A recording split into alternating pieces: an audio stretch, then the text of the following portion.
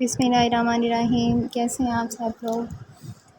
आज हम स्टार्ट कर रहे हैं, ठीक है। एक्सरसाइज 1.3, पिछले लेक्चर में हम 1.2 कंप्लीट पढ़ चुके हैं। 1.3 एक्सरसाइज है, फर्स्ट क्वेश्चन है इसका, ठीक है। Which of the following matrices, ठीक है, are conformable for addition. Conformable का वर्ड यहाँ पे यूज़ हुआ है, तो इसका मतलब यहाँ पे है कि हमारे पास अगर मौजू है, मतलब अगर ये आपस में ये मैट्रिसेस कन्फर्मेबल हैं फॉर एडिशन, यानी कि ये आपस में ऐड हो सकते हैं। तो ऐड होने के लिए इनके नंबर ऑफ़ ऑर्डर सेम होने चाहिए। एडिशन ऑफ मैट्रिसेस की डेफिनेशन यहाँ पे है, matrix addition is possible only if the order of the given matrices, ठीक है, आर द सेम। अगर हमारे पास दिए हुए मैट्रिसेस के ऑर्डर सेम होंगे तो तब हम उन्हें क्या कर सकते हैं, ऐड कर सकते हैं, अदरवाइज़ हम उन्हें ऐड नहीं कर सकते। अगर हमारे पास रोज़ कॉलम्स की तादाद सेम होगी, तो यहाँ पे फर्स्ट क्वेश्चन आप देखें, आपके पास ए है, ठीक है, 2 है, 1 है, -1 है और 3।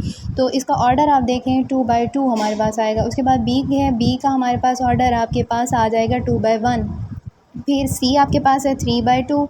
फिर आपके पास डी है 2/1। ठीक हो गया, 2 और 1 ऐड होंगे 3 हो जाएगा, 3 और 3 डी वाले मैट्रिसेस में। तो इसलिए हमारे पास यहाँ पे 2 रोज़ हैं, 1 कॉलम है। उसके बाद ई वाला है, आपके पास 2 ही रोज़ हैं, 2 ही कॉलम्स हैं। फिर एफ़ वाला है, तो एफ़ में भी हमारे पास 3 रोज़ हैं और कॉलम्स हमारे पास 2 आ जाते हैं। तो हमारे पास यहाँ पे 3/2 आएगा 4 वाला एफ़। ठीक हो गया। तो ये जब हमारे पास इस तरह से ऑर्डर्स का पता चल जाएगा ना कि इनके ऑर्डर, अब यहाँ पे देखें हमारे पास 2/2 किसका हो सकता है, ए और ई का हो सकता है। तो ये दोनों कन्फर्मेबल हैं, आपस में ऐड हो सकते हैं। तो इसी तरह से बी और डी, इन दोनों के हमारे पास मैट्रिसेस सेम हैं, यानी कि इनके हमारी जो ऑर्डर्स हैं वो सेम है। 2/1 उसका है, 2/1 उसका है, तो ये दोनों भी आपस में ऐड हो सकते हैं। तो इसी तरह हमारे पास एफ़ है और साथ में हमारे पास बी वाला है, तो यहाँ पे ये दोनों भी ऐड हो सकते हैं, ठीक है, क्योंकि इनके ऑर्डर्स की तादाद सेम है। नेक्स्ट क्वेश्चन 2 हमारे पास है, find the additive inverse of the following matrices. तो इन मैट्रिसेस को देखने से पहले हम इसकी डेफिनेशन को देखेंगे। तो ये हमारे पास कुछ मैट्रिसेस हैं, इनके एडिटिव इन्वर्स निकालने हैं, ठीक है। तो एडिटिव पहला हमारे पास यहाँ पे इसकी डेफिनेशन आ जाती है एडिटिव इन्वर्स की, what you add to a number to get 0, यानी कि आप इसमें क्या ऐड करेंगे कि हमारे पास जो नंबर आएगा वो 0 होगा, ठीक है। तो ये हमारे पास बिल्कुल ही सिंपल है, इसे हमने अभी यहाँ पे करना है, आपको फिर समझ आ जाएगी कि ये हमने किस तरह से इसको सॉल्व किया है। यहाँ पे देखें प्लस का 5 है और माइनस का यहाँ पे हमारे पास क्या है, 5 है, तो इक्वल किसके आ गया, 0 के। इसी तरह मैट्रिसेस ए हमारे पास होगा, वो सिंपल, उसकी जितनी भी एंट्रीज़ होंगी, अगर कोई एंट्रीज़ उसमें प्लस में है या नेगेटिव में है तो हमने उनकी सिंबल्स को चेंज करना है। तो यहाँ स्टार्ट में देखें ए वाला आपके पास है 2 4 -2 1, ठीक हो गया। तो जब हम इसका एडिटिव इन्वर्स निकालेंगे तो हमने ए को नेगेटिव बनाना है, तो इसकी जितनी भी हमारे पास एंट्रीज़ हैं, 2 हमारे पास पॉजिटिव है तो ये नेगेटिव हो जाएगा, 4 पॉजिटिव है तो इसके साथ हमने नेगेटिव लगाना है। 2 नेगेटिव है, 1 फिर आपके पास पॉजिटिव है। ए वाले को हम सॉल्व करते हैं, मैट्रिसेस 2 4 -2 1 है, तो हमने जब इसका नेगेटिव बनाया तो 2 नेगेटिव हो गया, 4 पॉजिटिव वहाँ पे था तो नेगेटिव हो गया, 2 फिर यहाँ पॉजिटिव हो गया, माइनस का 1 हो गया। तो इस तरह से जब हम इन्हें ऐड करेंगे आपस में तो इनका आंसर आपके पास 0 आ जाएगा, इसी को हम एडिटिव इन्वर्स कहते हैं। तो बी आपके पास है, बी में भी सेम इसी तरह से है, 1 है, 0 है, -1 2 -1 3 3 -2 1। तो इसका एडिटिव इन्वर्स जब लेंगे तो जो पॉजिटिव होंगी वो नेगेटिव में चेंज हो जाएंगी, जो नेगेटिव होंगे वो पॉजिटिव में चेंज हो जाएंगे और आपके पास इसका आंसर आ जाएगा। इस तरह से आपके पास सी है, ठीक है, 4 और -2 है, तो इसका भी एडिटिव इन्वर्स जब लेंगे 4 नेगेटिव हो जाएगा, 2 पॉजिटिव। डी आपके पास है, 1 है, 0 है, -3 -2 2 1, तो जो हमारे पास यहाँ पे पॉजिटिव हैं वो नेगेटिव बन जाएंगे, तो नेगेटिव वाले पॉजिटिव हो जाएंगे, -1 0 3 2 -2 -1, ये इसका आंसर आ जाएगा। ये आपके पास है, ठीक है, एक मैट्रिसेस है 1 0 0 1, तो जब इसका नेगेटिव लेंगे दोनों 1 आपके पास क्या हो जाएंगे, माइनस के हो जाएंगे। 0 को हमने ना यानी कि पॉजिटिव लेना होता है ना नेगेटिव लेना होता है, तो इसीलिए हमारे पास 0 वैसे का वैसा रहेगा।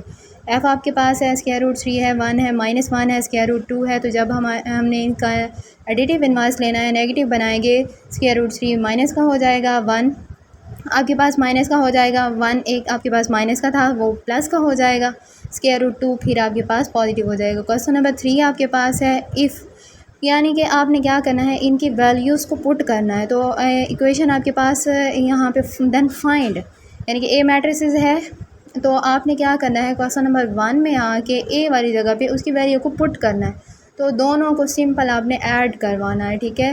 तो क्वेश्चन में देखें ए प्लस 1 1 1 1, ठीक हो गया। तो ए की वैल्यू आपके पास कितनी है, -1 2 2 और 1, ठीक है।